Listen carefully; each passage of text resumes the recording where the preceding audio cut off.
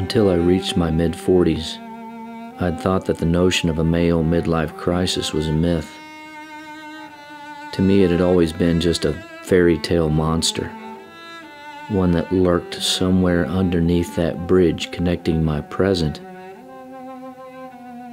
to my ever-shrinking future. On the surface, I scoffed at the monster, although deeper down, a small part of me secretly feared its existence. I think it's just that I never imagined myself falling into such a state of existential malaise that I would do any of those things that men supposedly do during the early winter of their lives. Getting the hair plugs, buying the red convertible, running off with the aerobics instructor. I never knew one guy in real life who did any of those things, and somehow I knew I wouldn't either. So I assumed I was immune to the perils of the dreaded Middle Ages. That was a mistake, because when pressure builds, there has to be a release.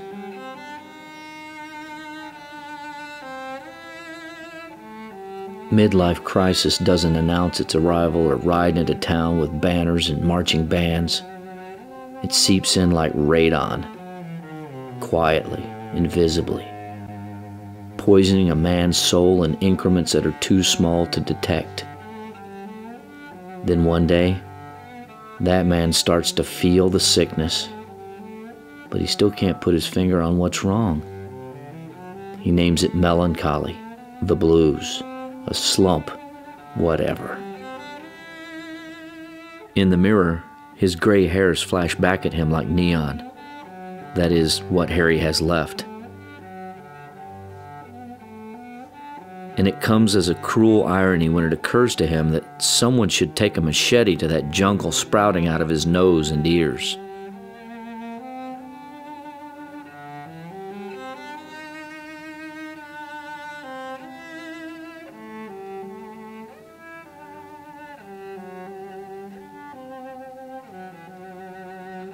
At work, the other men his age have long since passed him by and have been rewarded by walls of glass. The younger men see him as a punchline, a cautionary caricature that represents what happens when a man loses his edge. All that remains of his dreams is a half-finished novel. When he thinks about it, he imagines the manuscript in a state of tortured cyberspace limbo, and crying out to him to either complete it or put it out of its misery. But he can't. He has neither the will nor the inspiration to do either.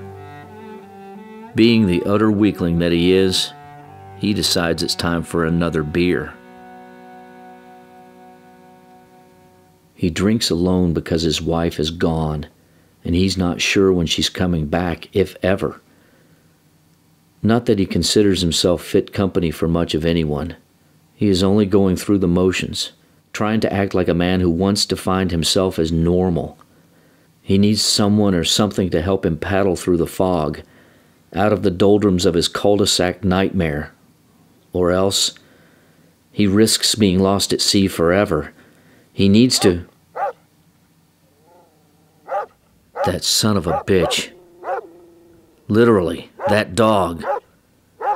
That dog that stares out the front windows of the house, barking, constantly barking at some figment of his 30-watt doggy brain. That dog that manages to escape the house at least once a day, forcing the man to spend hours scouring the neighborhood. That dog that has systematically turned his backyard into a minefield of doggy excrement. The man can still recall the warmth of the barking dog's feces through the plastic bag, and he silently curses.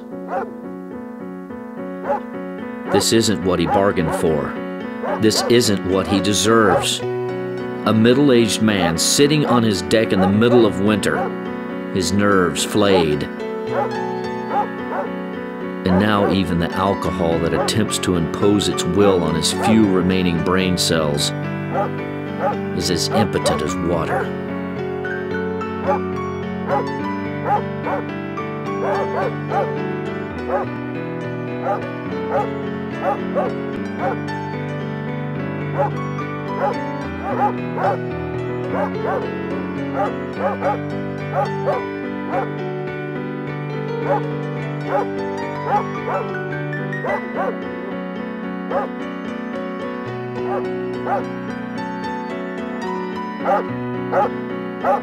Now all he wants to do is stop the barking. That constant barking that jabs at his eardrums like an ice pick. If the barking would just stop, he could start to rebuild the house one playing card at a time. But he can't. Not until he makes the barking stop.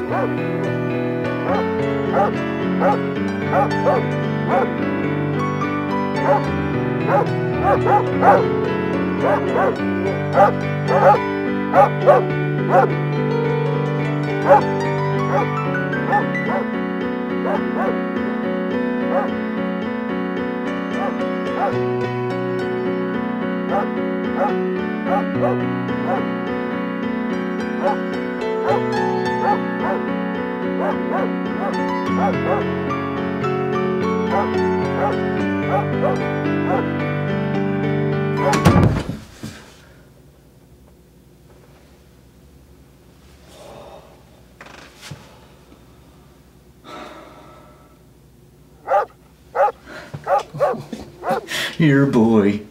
Here, Georgie boy. Daddy's got a new chew toy for you. Oh, you're in the basement, are you? Well, that's good. It's nice and quiet down there. Or at least it will be soon.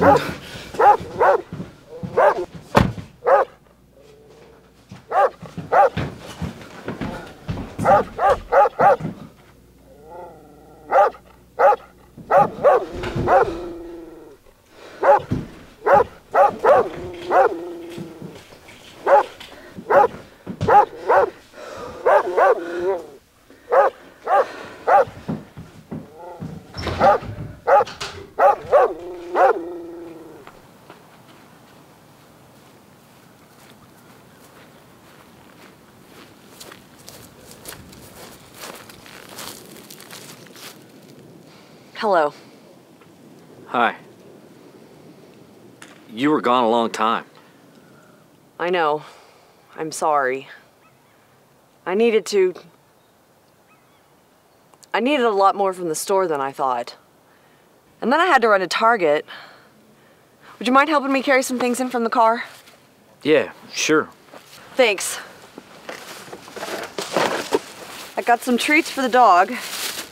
And I got a special treat for you too.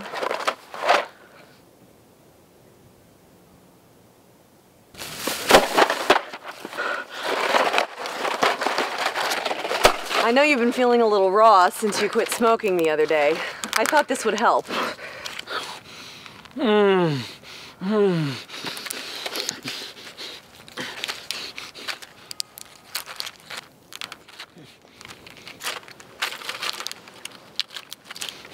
Don't you think you should read the directions first?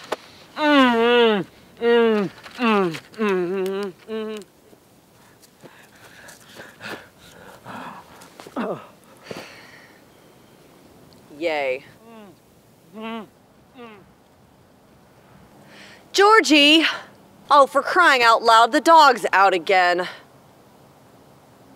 Will you please go and get him? If you get the dog, I'll bring in the groceries. Go now! Go before you can't catch him.